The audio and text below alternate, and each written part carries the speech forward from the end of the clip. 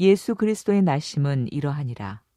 그의 어머니 마리아가 요셉과 약혼하고 동거하기 전에 성령으로 잉태된 것이 나타났더니 그의 남편 요셉은 의로운 사람이라 그를 드러내지 아니하고 가만히 끊고자 하여 이 일을 생각할 때 주의 사자가 현몽하여 이르되 다윗의 자손 요셉아 내 아내 마리아 데려오기를 무서워하지 말라.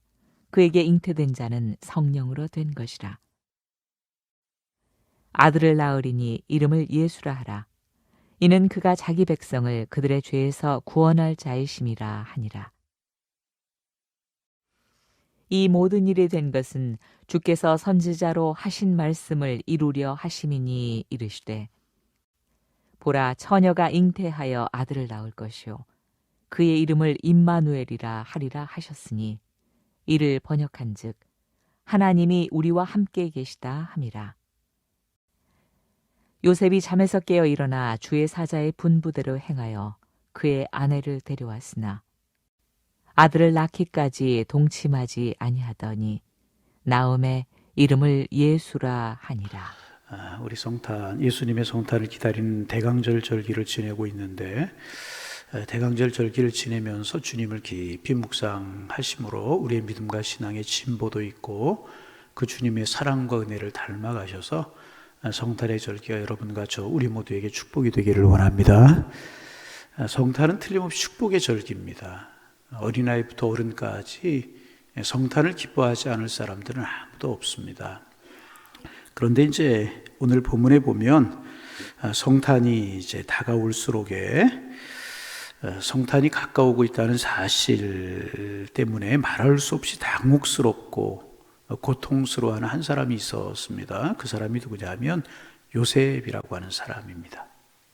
왜냐하면 자기와 정혼한, 자기와 역혼한 마리아가 잉태되었다는 소식을 요셉이 들었기 때문에 그렇습니다.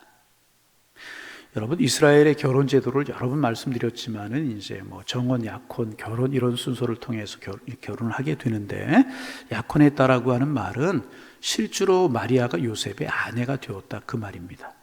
유대인의 법상 약혼을 해놓으면 남편과 아내로 부를 수 있는 그런 사이였었습니다. 그것이 그 당시 유대 사회의 관습이었습니다. 호적의 요셉의 아내로 또 마리아의 남편으로 이렇게 올려진 그런 사이였었습니다. 사실로는 이루어지지 않은 그런 사이였었죠. 그러나 있던 마리아의 아내 남편이었단 말이죠. 그런데 그 마리아가 잉태되었다는 사실입니다. 여러분, 이런 끔찍한 일이 어디 있고 이런 고민스러운 일이 어디에 있었겠습니까? 그래서 성탄이 다가오면 다가올수록 마리아는 번민과 갈등, 고민 이런 것에 휩싸일 수밖에 이제 없었을 것입니다. 이 부정한 여인과 결혼을 해야 하는가 이런 생각이 들었고 또 한편으로는 그래도 그녀는 여전히 내가 사랑하는 여인이 아닌가 이런 것을 가리켜서 공의와 사랑 이 부정한 여인 결혼해야 되는가 그래도 내가 사랑하는 여인이 아닌가 이 사이에서 갈등할 수밖에 없었다는 것입니다.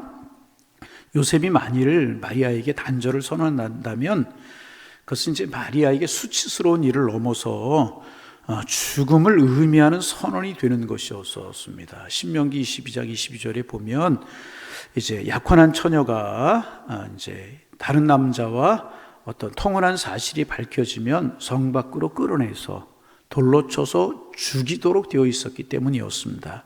요셉은 고민이 클 수밖에 없는 그런 상황임에 틀림이 없었습니다.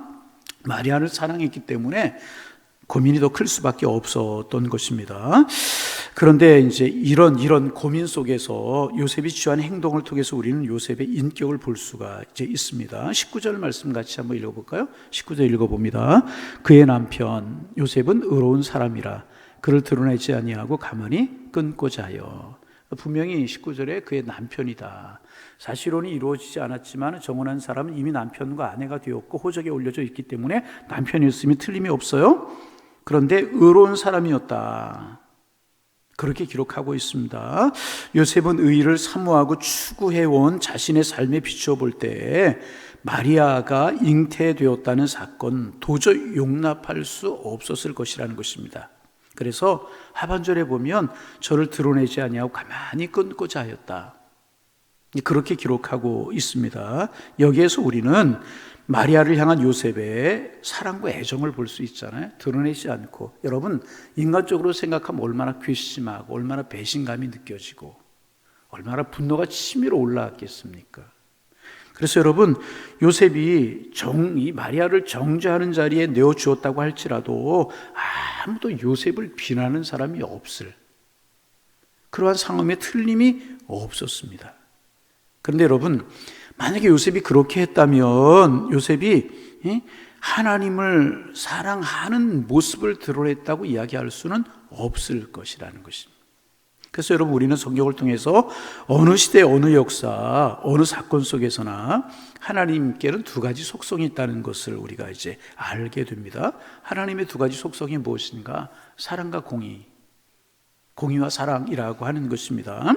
하나님의 공의는 언제나 그분의 사랑과 함께 공존하고 있어요. 어디를 보아도 그래요. 사랑이 없는 공의는 왠지 모르게 창백하게 느껴지게 되는 것이고, 반면에 의가 없는 사랑은 감상적이고 맹목적일 수밖에 없는 것입니다. 성경에 보면 하나님의 사랑과 공의가 항상 같이 나타나고 있어요. 심판하신 하나님, 그럼에도 불구하고 끌어안으시는 하나님의 사랑, 항상 이렇게 나타나고 있어요. 죄를 미워하시는 하나님, 그러나 그 사람을 사랑하시는 하나님. 이게 사랑과 공의의 속성인데, 이 하나님의 사랑과 의가 놀랍도록 잘 조화를 이룬 것이 뭐냐 하면 십자가 사건이라는. 하나님 공의로우신 분이시기 때문에 죄는 심판하셔야만 되었습니다. 그래서 자기 아들을 죽이셨잖아요.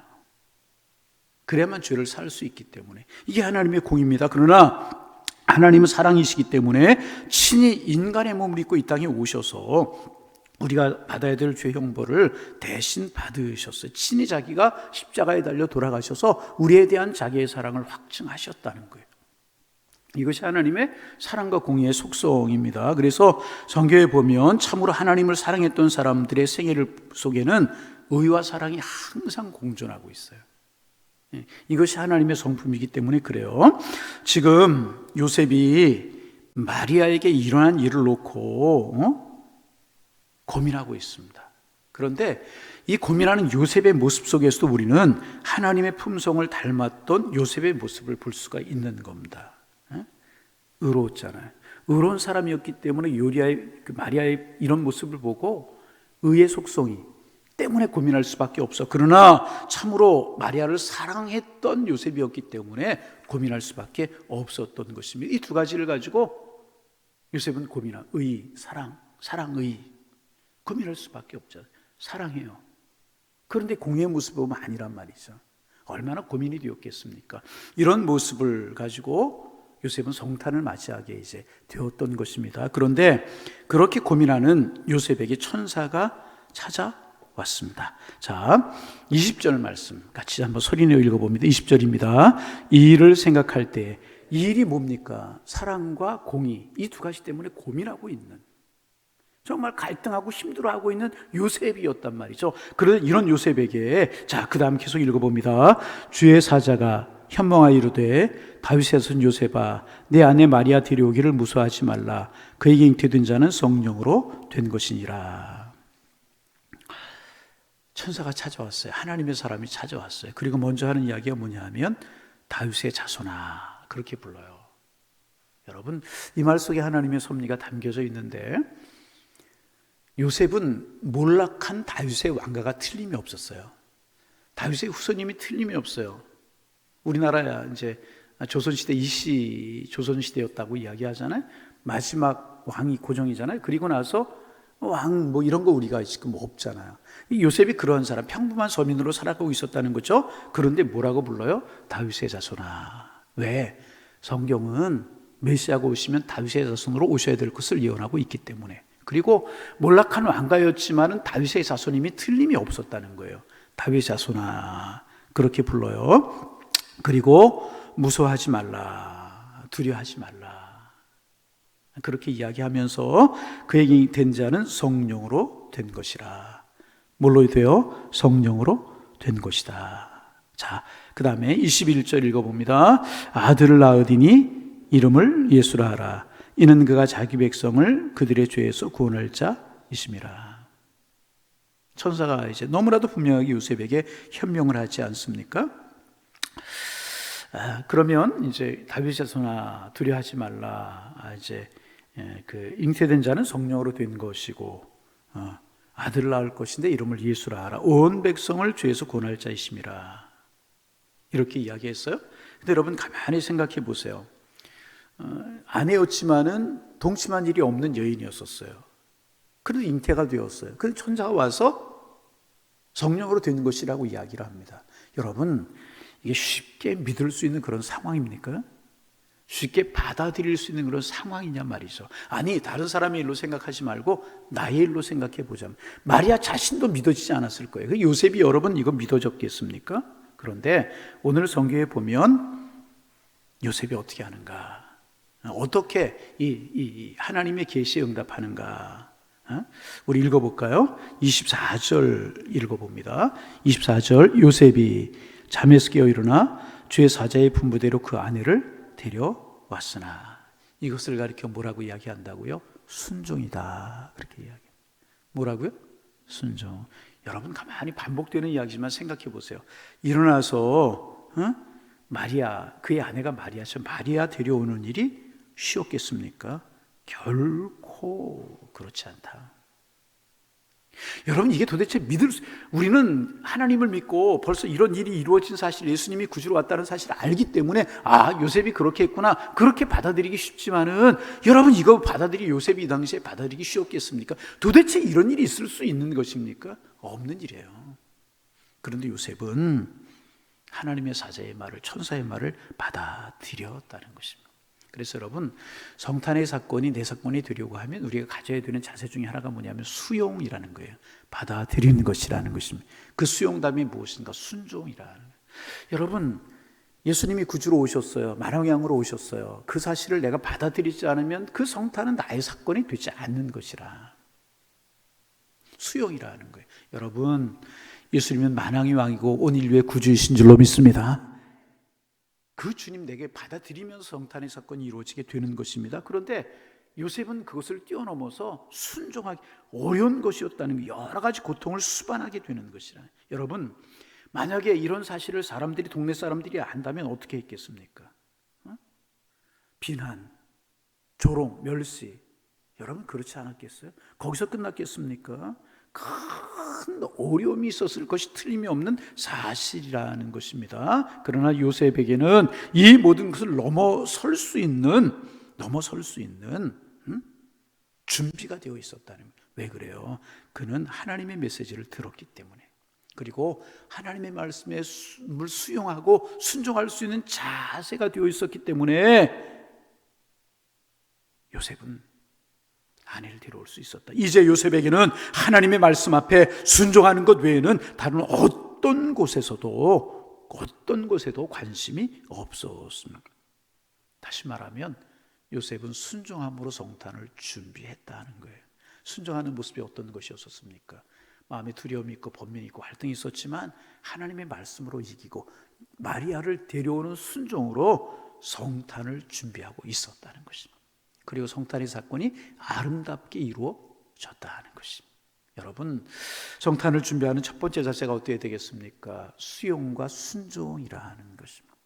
하나님의 말씀 수용하고 하나님의 말씀 순종하는 것이라. 여러분 우리가 아무렇게는 아니지만 그냥 쉽게 받아들일 수 있는 것에 순종하는 것은 그 대단한 순종 아니잖아요. 그렇잖아요. 근데 요셉의 측면을 생각해 보세요. 이게 얼마나 어려운 사건이었습니까? 그러나 하나님의 말씀이었고 하나님의 사자의 말이었기에 요셉은 그대로 순종했다 하는 것입니다. 여러분 무엇을 바라보고 무엇을 따라가고 계십니까? 하나님의 말씀에 순종할 수 있는 우리의 모습이 되어서 성탄이 되는, 은혜가 되는, 축복이 되는 이런 은혜가 있어지기를 주님의 이름으로 축원합니다. 요셉을 가만히 오늘 아침에 묵상해 보세요.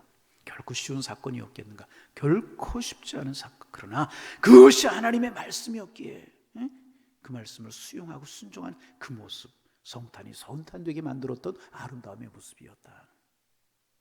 두 번째 25절입니다. 25절 소리 내서 읽습니다. 아들 낳기까지 동침하지 아니하더니 남의 이름을 예수라 하니라.